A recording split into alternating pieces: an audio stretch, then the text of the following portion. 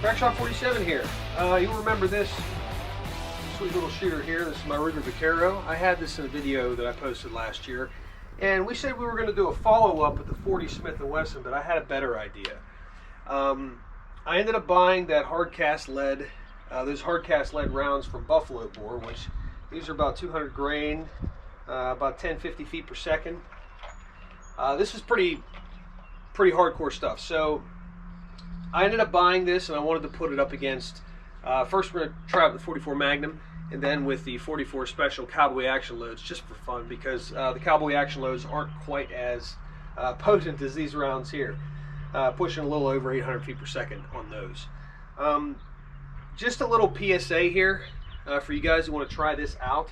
Buffalo Bore does sell 4440 rounds, heavy rounds as they call them, that are essentially full power rounds, about as much power as you can pack in these things without just loading them yourselves. You got to be kind of careful with these. Now, this Ruger Vaquero, as I said in my previous video, is around circa 2003. It's an older model, so it has the bigger reinforced frame on it. It also has a thicker cylinder.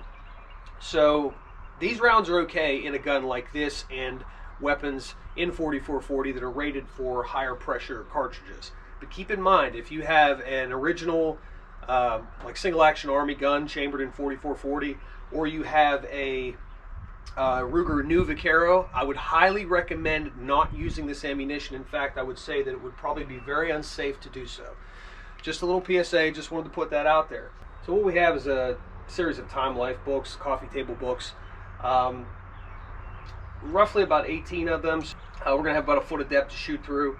We're going to shoot through those books there, and then we're going to test the efficacy of either of these rounds and see which one penetrates deeper. I can already tell you this, the 44 Magnum is going to penetrate deeper. It's a lot more powerful, but it's going to be fun to compare it to the full house 4440 loads. You know, I've talked to a lot of people who love these old cowboy action guns, and they talk about, oh, 4440, I'd love to be able to load it up to like 44 Magnum power.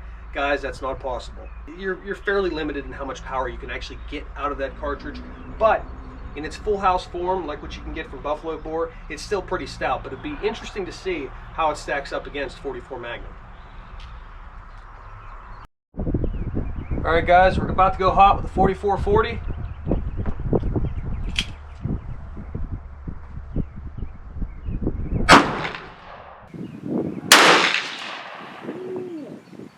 A lot louder than cowboy action. Guys, we're going to take a look at the damage here.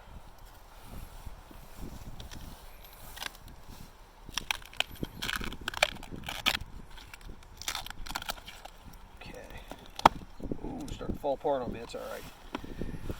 Set this down here.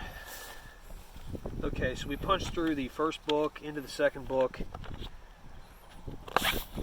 Okay, I think our round is caught in the second book. So let's just set this crap off to the side. We'll reset it for 44 Magnum, but let's take a look at the damage here. So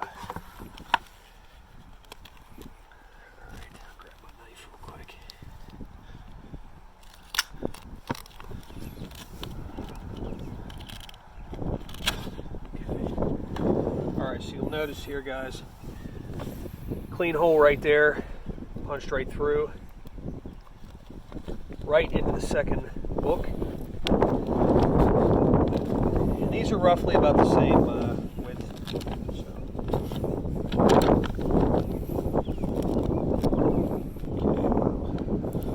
talk about break the leg, huh? Alright, so there's our bullet right there in fragments, just pieces of lead. If you can see the paper on the line. So there's part of our, there's pieces of our cartridge right there. So pretty much blew up on impact there. But it went through to, into the second book, almost towards the very end, actually. Oh, it's actually the third book. I was mistaken. So went through two books fairly cleanly. A little bit rough out of the second one, and penetrated right in the front cover of the third book. Alright guys, here you go hot with the 44 Magnum. Put it in single action. Ooh, baby. All right, guys, 44 special. These are HSM cowboy action loads, so 800, 850 feet per second, pretty much max. I mean, these aren't going to go through as many as either of those cartridges, or at least I think so. So we'll try that out. Load one, shoot one, and we'll check out the damage, just for fun. Yeah, hell yeah. Let's check it out.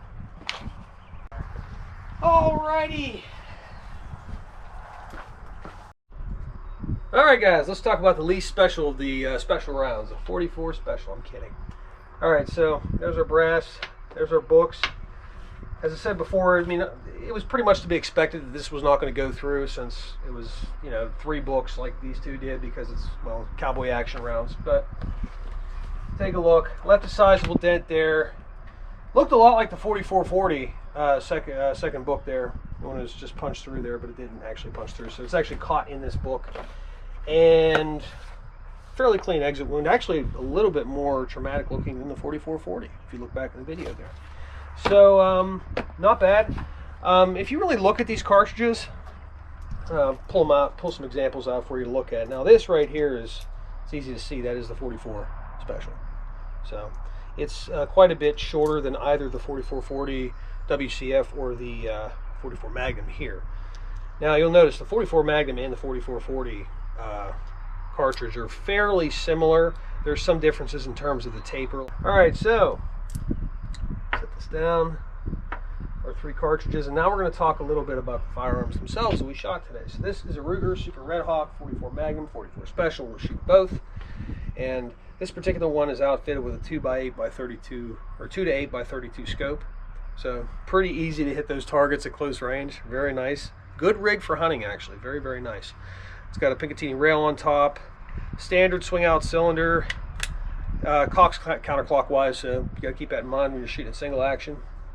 Unless you're just shooting, you know, if you're shooting just one, you know, if you're shooting many, it doesn't really matter. Nice, comfortable, ergonomic grip. I love these guns. I love Ruger. Would love to get one of these in a snubby. Very, very fun. Alaska Special, baby. So let's talk about the 44 WCF cartridge, as well as the gun that shoots it. This is a Ruger Vaquero, so it's like the Black Hawk, except it actually has the original, like, single action army style sights. So this gun was designed by Bill Ruger around the 1990s, early 1990s. And you'll notice, like the ones they sell in gun shops now, they have a slightly smaller frame, and that's to mimic the actual dimensions of the single action army design.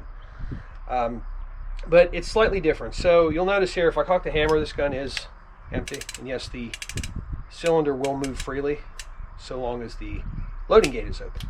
So notice that when I cock the hammer here, a little bit different setup. You don't have that traditional spur on the hammer, and you don't have any half cock or quarter cock features or anything with this gun. It just goes straight back, and that's because you really don't need it. I mean, you have a transfer bar here that prevents you from accidentally disengaging the safety, or, you know, if it's not in the half cock position, and setting off a round, or disengaging the hammer, I should say.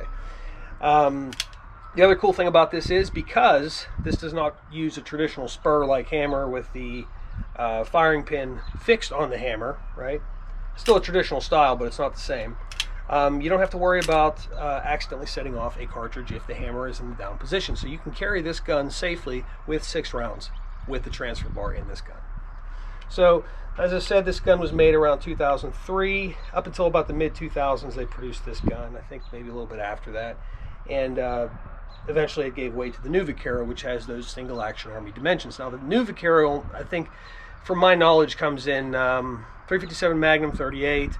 It comes in, I think they do make a 44 Magnum variant of it, but the 4440 is pretty much an exclusive of the old Ruger guns, except unless you get like a special edition version of the new version of the Vaquero, the new Vaquero.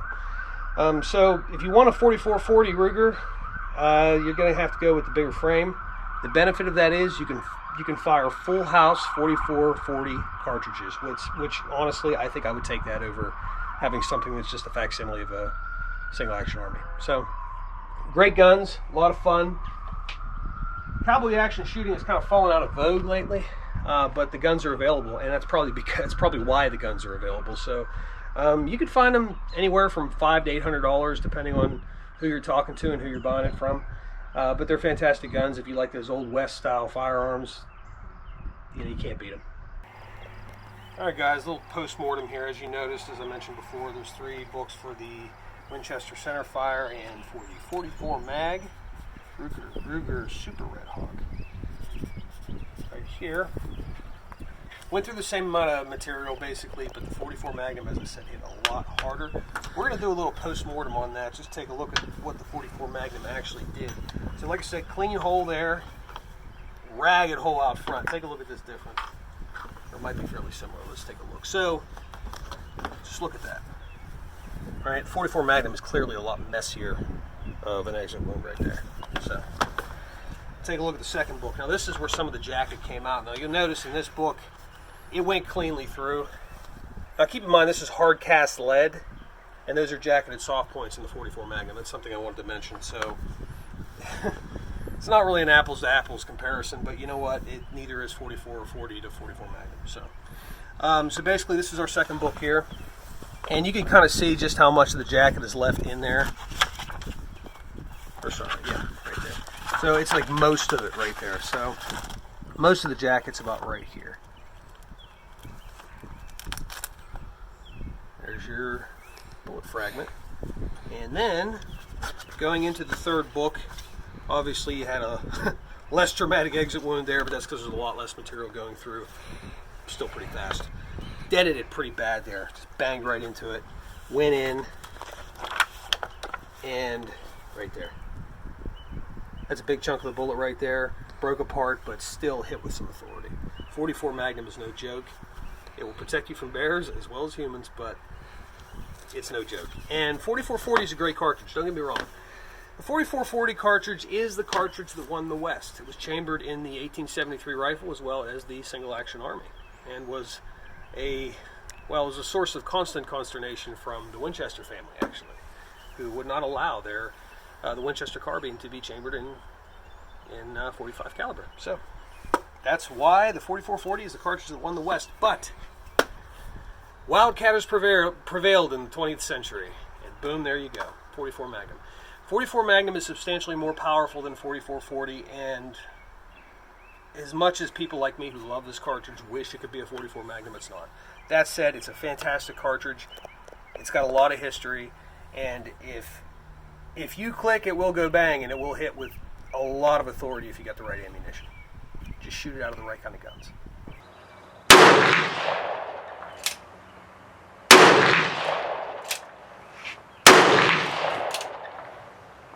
Ooh.